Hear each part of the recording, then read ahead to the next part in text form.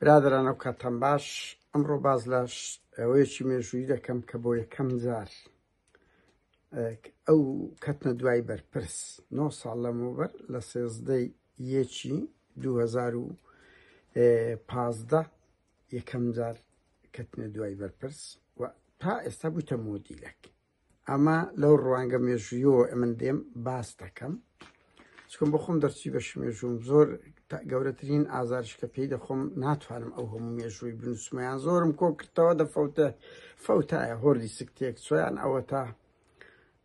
بە هەر حاڵ پەیج و ئەکاونتەکانیان تێکداینە ئەو ژەشێک لەو تاوانانەیە بەرامبەرمان دەکرێت.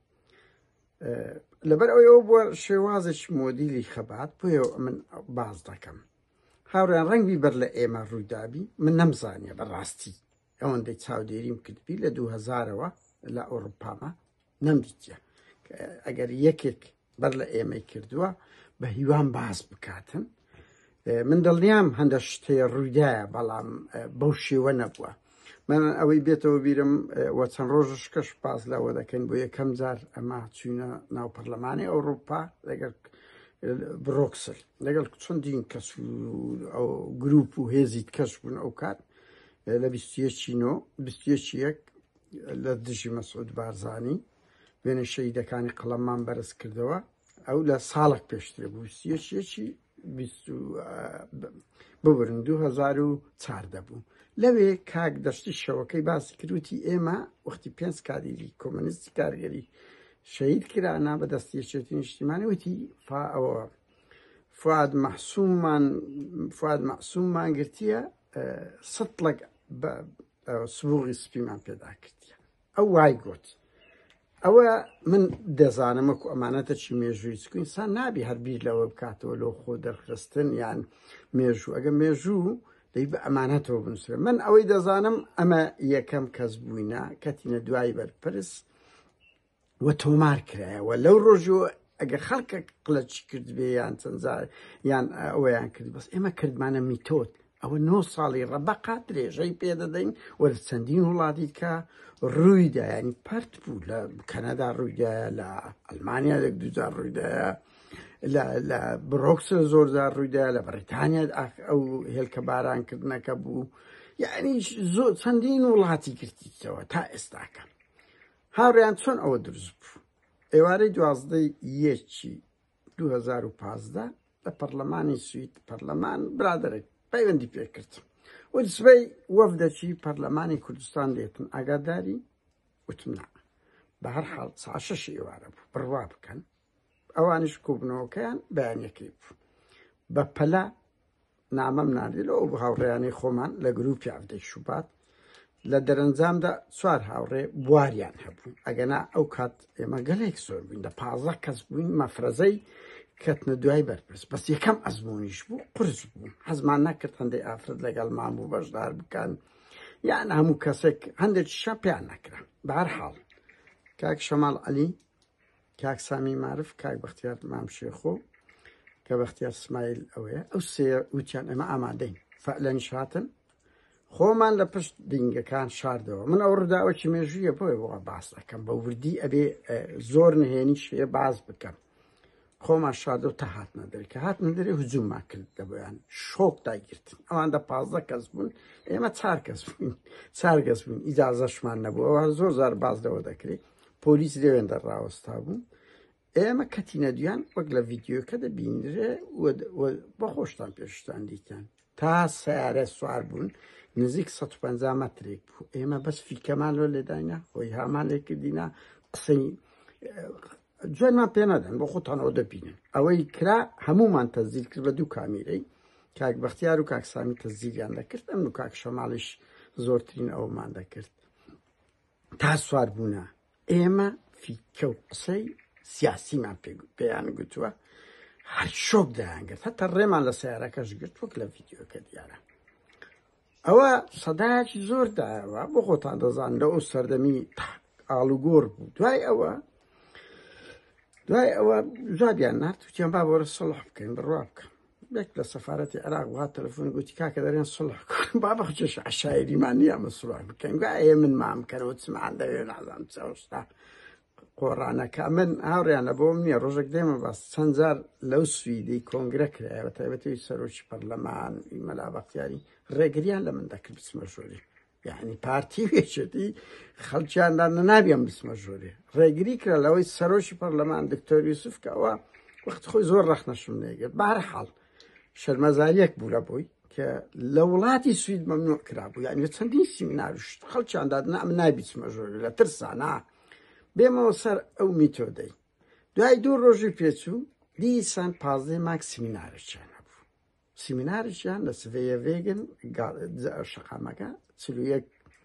چلویەک وابزانم هەبوو بەهەرحاڵ کۆمەڵێک کەسایەتیان بان کردبوو لە کورد لە ئەوەی تر ئێمە زانیمان ئەو جارە ڕامانگەیان چکۆی ترمان ڕانەگەیاندبوو ئێمە کە چوین ئەو جارەی ڕامانگەیان شەوەکەی کاک سامان بەکرد بەرپرسی باژێڕوانی گۆڕان بوو لە ستۆکۆڵم یان لە سوید تەلەفۆنی لۆ کردم وتی قادر کاکە یعنی یەکشت پێیەکێتی پەیوەندیوان بە من کردیە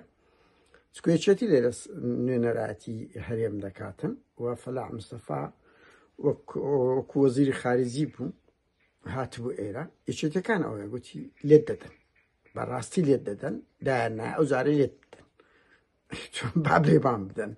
لەگە برادران تەنسیقمان کرد ئەو بۆ خۆتان کۆمەڵێک هاوڕێوشت لێرەن لەو مێژووی پێم گوتن شتە شوایە بەڵام هەردەیکەین بە پۆلیسم گوت تەلەفۆنێکمان لەو پۆلیس کرد سیارەی پۆلیساتە وێندەر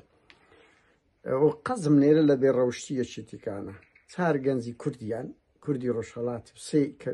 ڕۆژهەڵاتی وێگە چی باشووری بوو بە کرێیان گرتبوو بە پارەیان گرتبوو نینابیان لەوێ لەمە بداگوایە ئێمە 11 کەس بووینەوەیان چار بوون تاوان ئەمە پێمان دەکرێت تێرشەقیشیان بکەین بەس ئەمە خەباتکەری ڕێگای ئازادین و لە بۆ شەڕ نهاتین و ئەو گەنجانەیان دوای ئەوە یەکەیان پەیوەندی بە من کرد پەیوەندی تاوان هەڵە نەبم ئەو کەسەی لەگەوانە تەنسیقی ناوی شوان چەمچەماڵیە هەڵە نەبم ئەو پارەی پێدابن توانە کۆمەڵە کەسن سەر بە ئیطلاعاتی ئێران و زدی ئەو قسە قۆڕانەیان هەیە زدی ئەوەی کورد بەهەرحاڵ دوایەکە چاو گوتم ئەترافی کردوچی ئەرە وڵە ئیمکانیەتمان درایتێ و وتر بۆیە هاتین ئێمە کردمان بەڵام فەلاح مستەفا ئەو جارەی یعنی کە ڕامانگەیان ئەوە وەکو ڕێکلامەکە دەبینن نەوێرە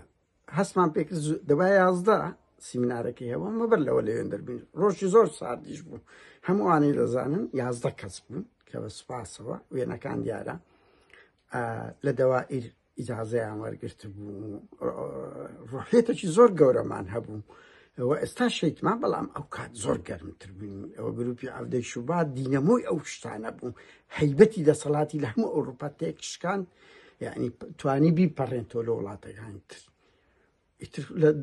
ئەوەی ئەو زانیاری بەدەست ئێمە گەشت فەلاح مستەفا بە گەراجی سیارەی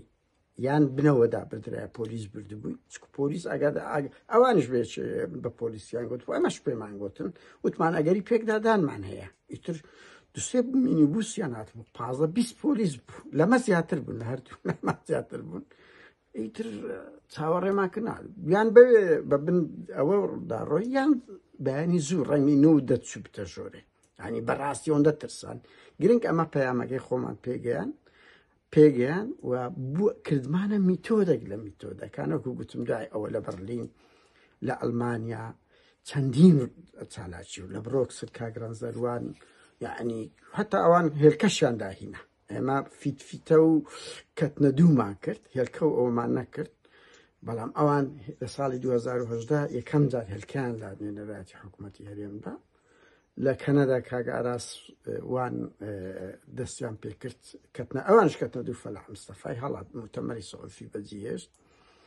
لە بەریتانیا و دیتان چەند جارێک ڕوویدا و کە تۆپەکەی ئەوە بوو یعنی لە چەند وڵاتێک هەوڵدرا و ئەو بوویتە میتۆد بە ڕادەیەک ئێستا ئەوروپامان لێ یاساکردنە هەرویستم ئەو ڕووداوە مێژوویە وەکو دوکۆمێنتێک بمێنێتەوە و ئەگەر کەم و کورتێکەیە ئەگەر خەڵکێک بەر لە ئێمە کردیتی حەقی ڕەوای خۆیەتی هاوڕێیان باز بکە و ئەگە من شتێکم نەبی چوو بێتم بە هیوام ئەو برادرانە خۆم بە بیرم بینەوە کە لە بدات ئێمە 4 کەس بووین بەڵام دوای ئەوە 11 کەس بووین بەڵام مێژوەکی نوێمان دروست کرد ئەو مێژوەی کە ئەو ئەوروپای گەورە و گرانە بەرپرس بە ترس و لەرز دەسوڕێتەوە بڕوا بکەن بەرپرس هەیە هاتە ئێرە بەرپرسی باڵا کوڕە شێخ جەعفەر پێیان گوتی بچینە دەرەوە نا بە شەو دەچینە دەرەوە محەممەد سەنگاوی نەزاتی عەلی فاتم یعنی دەیان لەو بەرپرسانە من ئاگادارم لە سوید خۆیان شارتەوە نەوێرانە یان هەراتینە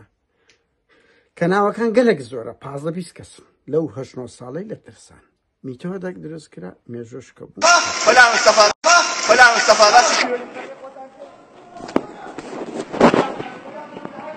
ئێوە تەرۆریستن تەرۆریست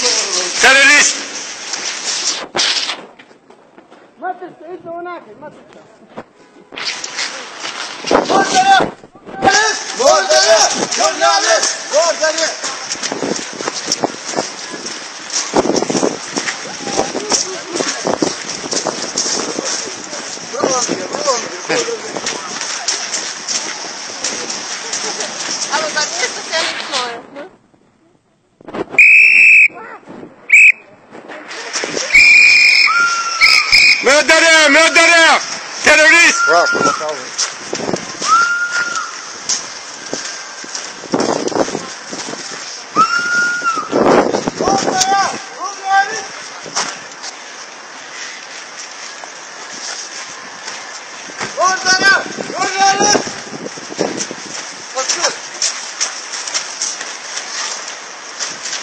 شرم ناکەن تو شەرەفتان شەرم ناکەن سەڵ 27 پێش مەرگە کوژراوە شەرم ناکەن نیوەی کوردستانتان کوشت نیوەی کوردستانتان کوشت